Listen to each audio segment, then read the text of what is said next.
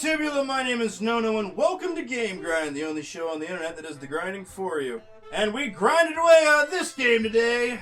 Oh wait, I'm sorry, not that game. Not that game. It's this game right here, but it's the same damn game. Highway to Hell Retribution is just a very shitty version of what is now Days Gone. Welcome to my review. Now, I don't want to give away my feelings entirely in the very, first snippet of this episode like I do with all my other episodes, but just bear with me here, because we're going to get dicey. This game has been out for long enough that I do not feel bad about telling you that there is major spoiler warning here, so I'm going to wait 5 seconds for y'all to go if you don't want to know everything that there is to know about Days Gone.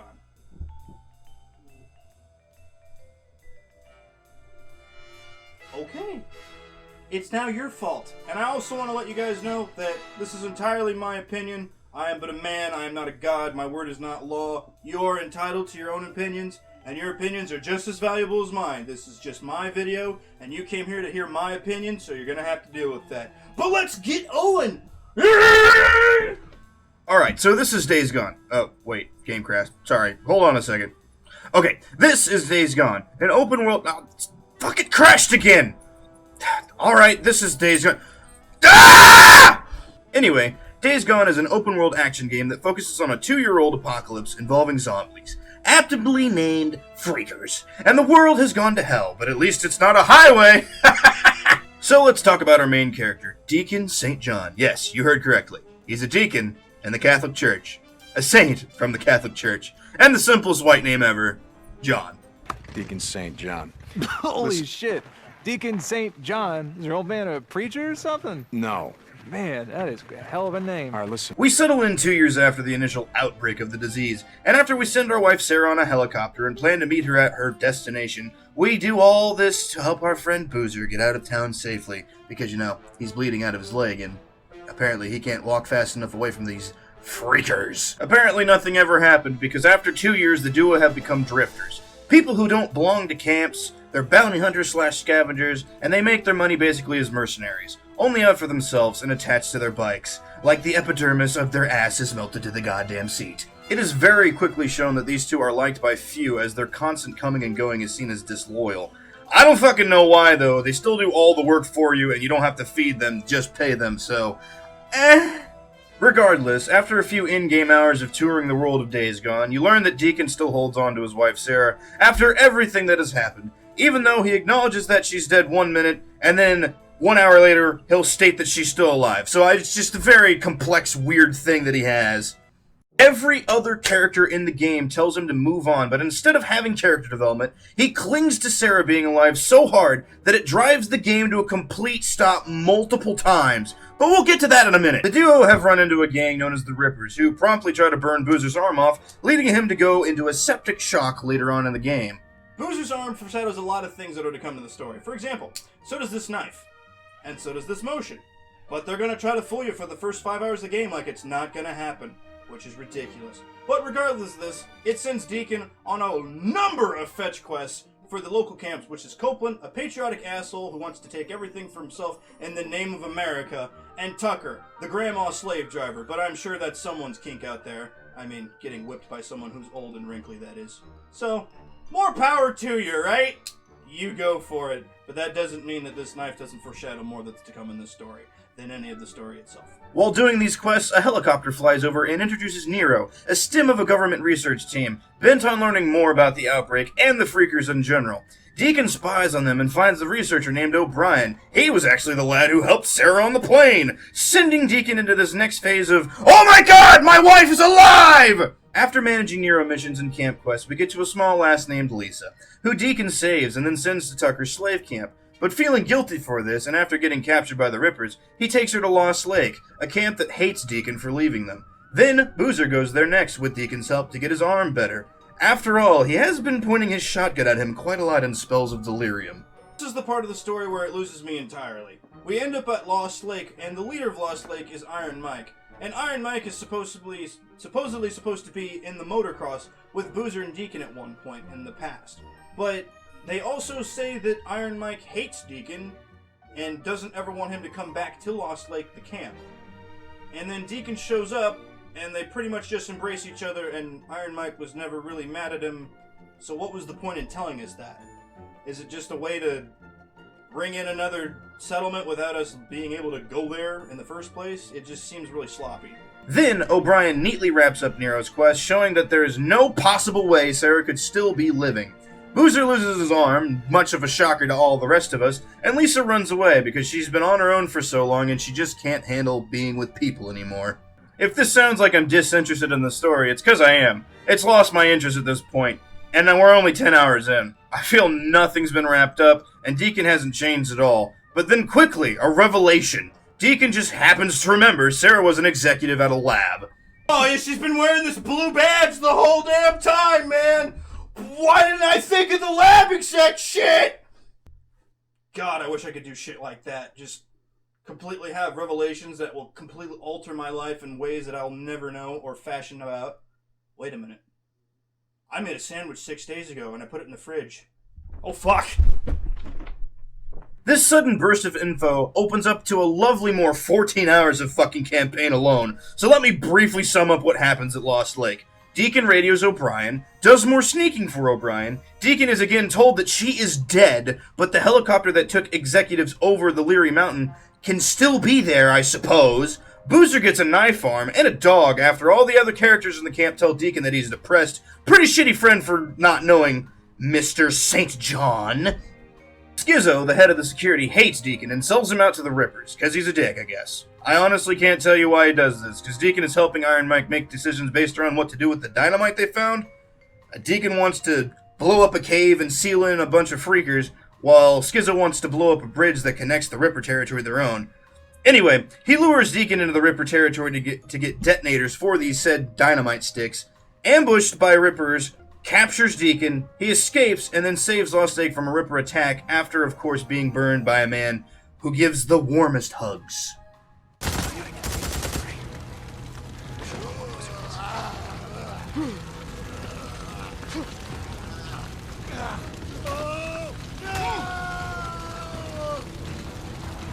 This is where the story should have stopped.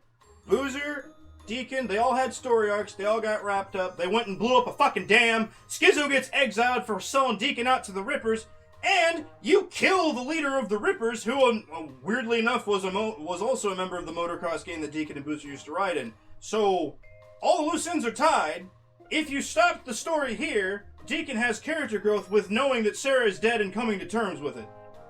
But the show must fucking go on. And by the way, the boss fight with the Ripper gang leader, here's the whole damn thing.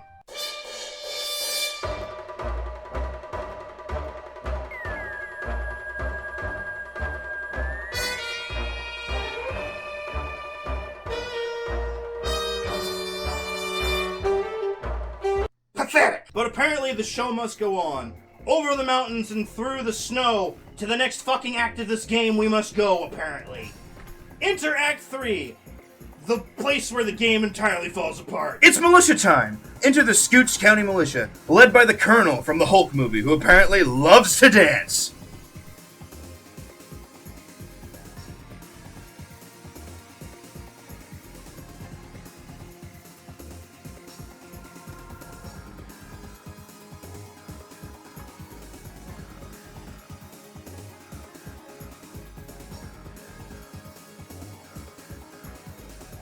As we enter their two camps, we get introduced to another whole half of a fucking map I didn't even bother to explore, as well as a load of new characters, abandoning all our friends in the process. One of these new friends just happens to be our dead wife, Sarah. There you have it, folks. If you have enough good karma, and you wish enough, you can bring people back even from the dead. It's true. Deacon did it. It's gotta be true. If you fixate on something for so long, it'll be yours. But don't do anything actively to try to do it, because that's what you just wished. And there it is! Sarah is alive and is trying to cure the outbreak and doesn't warm up to Deacon almost at all till they start going off on missions together. And the rest of the executives at the camp are trying to figure out better ways to kill the hordes of freaks. And we learn that Sarah's research is what started the outbreak in the first place. Let me save you about 8 hours of your life. Sarah fails at creating a cure for the zombies that she created, in a sense. Dr. Weaver learns how to make a napalm Molotov, which is immediately way more interesting than anything that Sarah's been doing. And the Colonel goes batshit crazy and recruits Skizzo. Oh yeah, Skizzo shows up. And whenever Deacon tries to leave, Skizzo rats him out again. And he tries to leave with O'Brien, and O'Brien comes in with a helicopter ready to snatch him, but there are people there, so he runs away because he's a coward. And that is how we enter captivity. Huzzah. The Colonel then promptly attacks Lost Lake, kills Iron Mike. Deacon joins forces with just about every camp that you've gained high trust enough with, which for me was none of them because I wasn't interested in doing any of the other side quests. But if you do the side quests, they will apparently join you in your fight against the SCM camp that you'll have to fight next. So, obviously these walls are way too high, so what do we need? We need a goddamn truck bomb. Yes, a vehicle that is not a motorcycle in this damn game. Doesn't make any sense to me because, from my understanding, the only thing that cars serve you for is to grab parts, but a truck, an armored truck with a bomb in the back of it, a fertilizer bomb, that Boozer drives, and then promptly sacrifices himself with. Character development! Skizzo gets shot, Sarah gets saved from the Colonel, who promptly dies, and then the game is over, and everyone's happy, except me, because I wasn't entertained at all. That's the ending of the story. Yeah, that's the end. Don't know why it was the end, but whatever. That's the end of the story. Lots of problems with that, but I'm gonna wait till the end to talk about how I feel about the story. Let's get into the gameplay part of this game. Now, Days Gone is a third-person action shooter heavily centered around Deacon's bike and the crafting menu within the loadout section itself. Deacon can sneak, beat the shit out of the others on the playground with melee weapons, or just cast the magic spell that is gun. All the while you explore the open-world map, fighting bandit camps and claiming their loot, fighting other drifters in bike combat, which really just simplifies to shoot bike to win, infestation clearing, which involves burning out hives that freakers stay in to make the area safer for travel, and of course the advertised horde combat that puts Deacon up against hundreds of swarmer zombies that can and will promptly end her life, and of course collectibles, but you could have guessed that. Some increase your stats, but nothing too great. The only real notable collectibles in Days Gone are the Nero injectors, which you can use to give yourself more time and focus, which is basically slowed down time for shooting, more health or more stamina being what you use to aim, run, roll, whatever you need to get away from hordes, but they're really the only valuable collectibles. The other collectibles are either recorders or journals that really add a lot of flavor text to the world, but not much else. Deacon's bike shows a lot of development and effort from the developing team. Not only can you upgrade it almost substantially compared to what you started with, but it also loudly shrieks at whatever you're trying to talk to. So even Deacon himself can't hear himself thinking, and motorcycle noises kind of hurt my soul. So trying to listen to someone talking over a radio and you can hardly hear them, and then hearing Deacon yelling to compensate is kind of annoying. Like I said, Deacon's bike is the center point and initial draw to the game for most. It can be thoroughly upgraded at camps for credits you earn by doing tasks. You can also mount saddlebags on your bike to carry additional ammo for your guns. Outside of traveling place to place and filling up your tank, there isn't much to the bike though, unless someone shoots a hole through it. Then you have to fix it. Now, the crafting menu truly only exists in the game to create explosives, health items, or distractions, all which are important especially when fighting hordes. I think it's simplistic and well put together, so let's just keep going.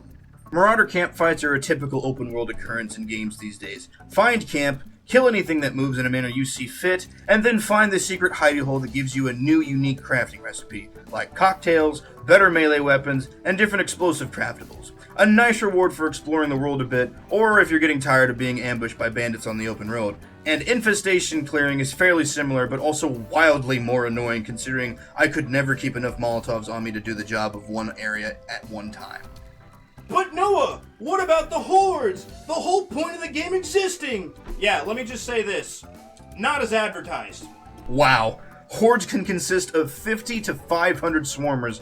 They sleep in caves during the day, wander at night to a watering hole and then their shitting station, as I like to call it, and then back to their caves. And taking them on is incredibly stressful, especially within the first few hours of the game itself. But towards the end, they serve as your primary source of entertainment, which is sad, considering how essential they seem to be in the trailers of the game that I saw and the demo I played a long time ago. I mean, there were only 3 story missions that you have to deal with horde combat, and they're in the last few hours of the game. They were an absolute blast to fight, because sometimes you'd be hunting them, and then they would ambush you in some unforeseen way, and the result would be a quick death. and no height or vantage point was ever safe, because these boys got hops. Yes, the horde combat does a lot, and actually makes me kind of forgive the game a little bit, but it doesn't max enough of the game to help me forgive and think it's a good game. It doesn't do enough, and it's very late game-ish. So let's bring in the list of everything that I didn't like about Days Gone. The most interesting part of the game was the zombies themselves and the horde combat. Now, the zombies at the start are very frightening when all you have is a 2x4 and a pistol, but as the game progressed, I did not feel threatened, just inconvenienced. However, they did introduce new enemy types rather slowly, so I also felt as though I was never truly comfortable with the game until I got the biggest guns possible. They introduced these new enemy types in small boss combats, which showcase zombies at this monstrous peak of strength, then it would populate the game with incredibly weaker ones. Don't believe me? Here's the Breaker. And this is his boss fight.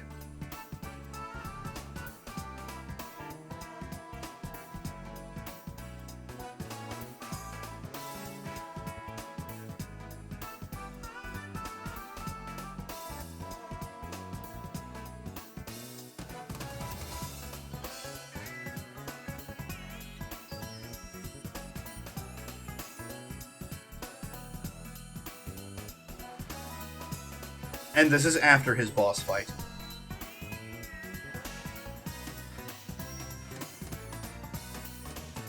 Even the feared Rager Bear.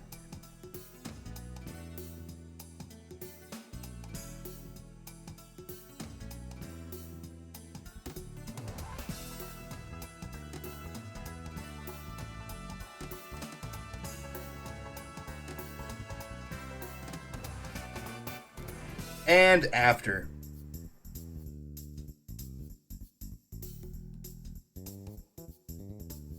What about the Reacher, the last zombie to be introduced in the entire game?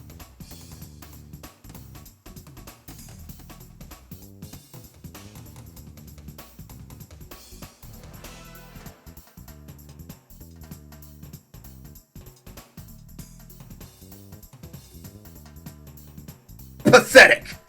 I mean, why even have boss fights? Seriously.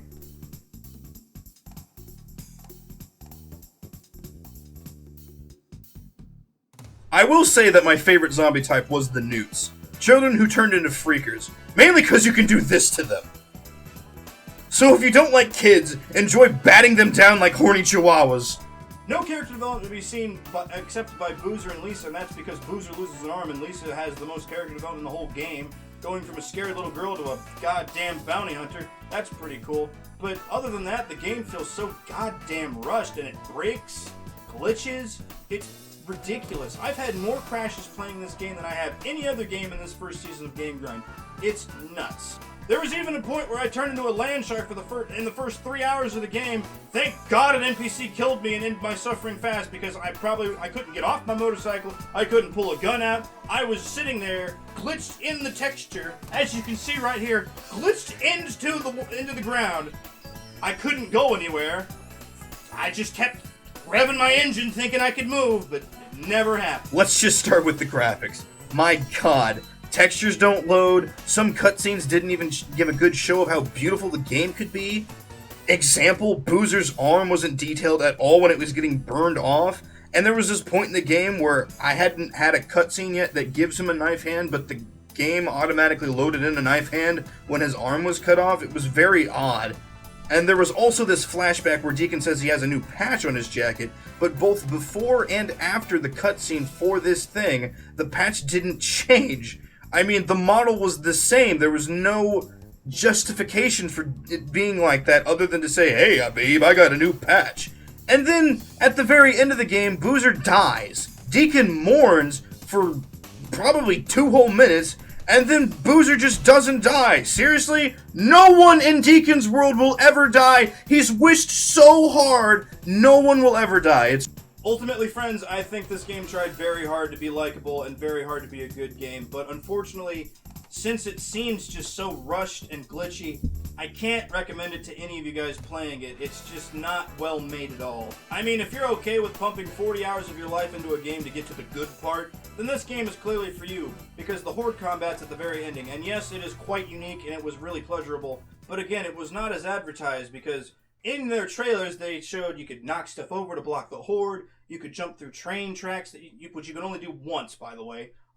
In this map that they showed us for the trailer demo, you could do that once. You could jump through the train once. That was it. But all the other things, like cutting down boards to block them, just doesn't happen in the real game. I put 43 hours of my life into this game, and let me tell you, my outlook on it has pretty much deteriorated. When I got the game, I was very excited and very stoked to present something cool to you guys, something current.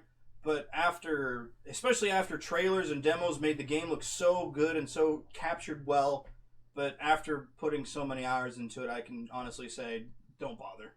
That is going to do it for Days Gone. Thank you guys so much for watching this game, Grant. It really means a lot to me. If you guys have other opinions and other comments about Days Gone, put them down in the comments below. Please make sure you check out my Patreon page and consider giving me some money, because that'll keep great content like this coming out onto the channel along with my normal content, and it keeps food in my stomach, which would be very nice because I have a lack of stomach food lately. Thank you guys so much, and make sure you also check out the Cutscene Cinema video that will drop with this video as well. It will basically be all the cutscenes from the game if you'd like to watch through the entire game, and any cinematic things that I did, like edits and such, which I plan on doing a couple. So, thank you again for watching, and I will see all you know bros later.